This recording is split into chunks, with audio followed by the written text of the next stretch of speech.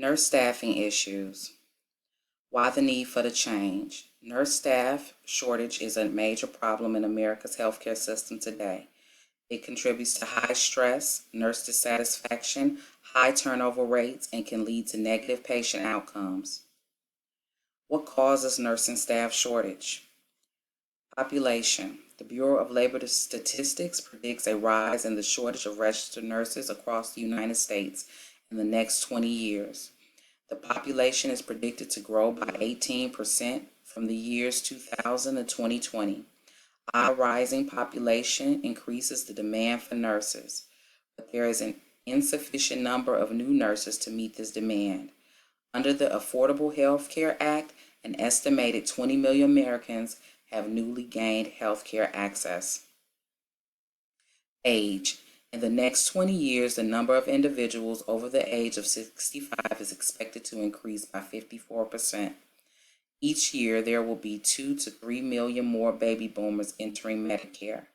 The Health Resource Service Administration predicts over 1 million registered nurses reaching retirement age in the next 15 years. What are the consequences of nurse staffing shortages? A study that showed more than 75% of registered nurses believe the nursing shortage presented a major problem for quality of their work life, the quality of patient care, and the amount of time nurses can spend with patients. The Agency for Healthcare Research and Quality study showed that hospitals with fewer registered nurses and lower nurse staffing levels tend to have higher negative patient outcomes. Agency for Healthcare Research and Quality also reported increase in nurse staffing was linked to a reduction in hospital-related patient mortality, failure to rescue incidents, and length of stay. What are the barriers to change? Cost. Over the last few decades, lower reimbursements from payers, higher acuity patients, and growing competition from other healthcare organizations have led hospitals to seek to reduce costs.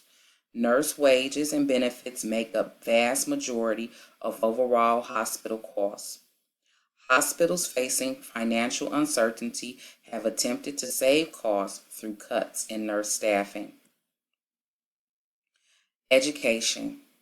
There is not enough new graduating nurses to fill the gap for the total needed nurses.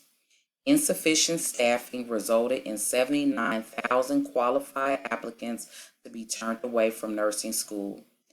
Insufficient number of faculty, clinical sites, classroom space, clinical preceptors, and budget cuts contribute to decrease in number of students being accepted to nursing schools. Less nurses accepted leads to less nurses graduating. Nature of work. The stressful nature of nursing jobs leads to an increase in nursing turnover rates and nurses leaving the profession. Long work hours, non-competitive pay, and high nurse-patient ratios turn individuals away from the nursing profession. Nursing is a physically demanding and many individuals are unable to withstand job duties, especially those of the aging population. The media portrays the nursing profession as unstable, unpredictable, and a high-risk occupation, steering others away from the profession. Ideas for change. Nurse Staffing Committee. Organize a nurse staffing committee focused on recruitment, retention, and education of nurses. Establish a nursing workforce development board. This board will work on current and future nurse staffing problems and solutions. Recruitment, retention, and education. Recruitment, targeted recruitment, media, scholarships, and loan repayments. Targeted recruitment. Initiate formal recruitment programs that encourage individuals to pursue nursing and other health-related careers. Place an emphasis on encouraging middle school, high school, and college-bound students to consider health careers. Go beyond targeting girls and young women for nursing. Tailor programs to target men, ethnic and minority groups, and adults interested in switching careers. Media. Launch a media campaign. Highlight the positive aspect of careers in nursing. Call attention to programs in place to help students pursue nursing degrees. Targeted audiences include middle and high school, guidance counselors, colleges, universities, and local hospitals. Practicing nurses could help deliver the message. Scholarships and loan repayments. Create scholarships and loan repayments for nurse education. Allow more need-based students to pursue nursing careers through scholarships. Make pursuing a nursing degree more attractive to more people. Increase the size and expand the diversity of the nursing workforce. Offer loan forgiveness plans. Retention, compensation, staffing, leadership, and mentoring. Compensation. Basic compensation on education, work-related skills, flexibility, and years of service. Increase nurse salaries, weekend and off-shift bonus programs. Use hiring practices that encourage retention, sign-on bonuses. Discourage quick fix approaches that may lower employee morale and current employees. Staffing. Regulate RN to patient ratios. Flexible scheduling. Achieve staffing levels that will provide optimal patient outcomes, staff satisfaction, and organizational objectives through development of appropriate models of care. The models should define the roles of technical and support staff and their responsibilities and delineate scopes of nursing practice with corresponding competencies.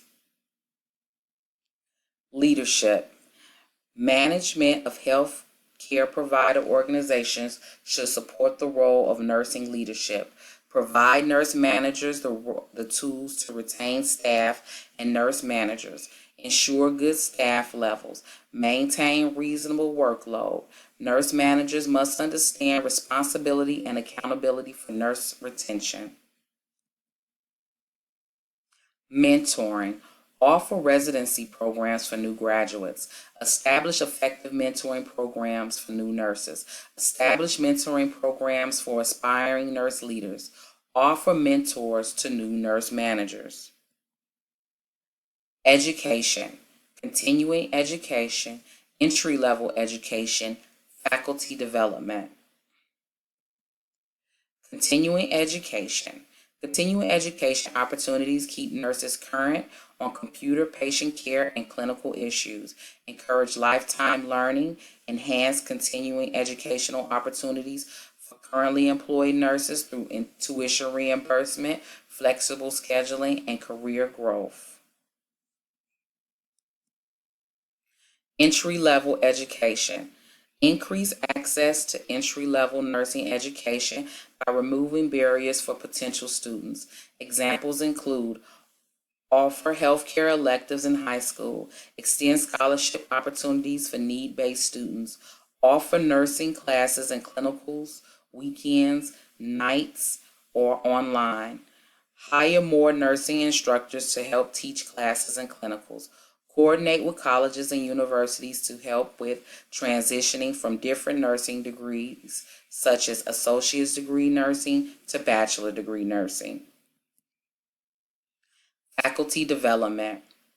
Encourage master's and doctoral level programs. Increase the number of qualified nursing educators. Offer financial incentives and flexibility for practicing nurses to seek advanced degrees. Partnership between college and universities and hospitals. Dr. John Carter, New York Times bestselling author, award-winning business and management thought leader, business entrepreneur, inspirational speaker, and a Harvard professor, came up with an 8-step process for leading change. This process would be great in leading the change effort into staff shortaging. Step 1, create urgency. Step 2, Form a powerful coalition. Step 3, create a vision for change. Step 4, communicate the vision. Step 5, empower action. Step 6, create quick wins. Step 7, build on the change. And step 8, make it stick. Urgency regarding staffing. Healthcare dollars should be the focus. If patients choose a different healthcare organization, their dollars will follow. Finances always create a sense of urgency. Building the momentum for change requires a strong leadership and visible support from key people within the organization. Leadership should involve a wide representation of the formal and informal power base within the organization. By working as a team, leadership helps to create more momentum and build the sense of urgency in relation to the need for change. Vision. A drive for change without a clear focus will fade out. A clear vision of the future, accompanied with a clear description, will provide a blueprint of how things will be different in the future. The vision is adequate staffing for quality patient care at all costs. The word cost was used within the vision to remind stakeholders that cost is paramount, either in the beginning or the end, beginning with recruitment and retention or ending with loss of healthcare dollars from patients who decide to go elsewhere for care. Leadership need to use every means at their disposal to constantly communicate the new vision and keep strategies that support the vision. Enabling action and removing of obstacles is the next process. This is where leadership identify and remove obstacles and obstructions to change.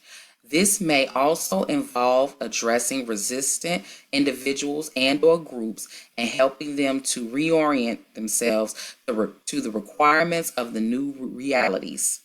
Success breeds success. An early taste of victory in the change process gives people a clear sight of what the realized vision will be like. Small victories, such as adequate staffing for 30 days straight, is a short-term win. Action changes things.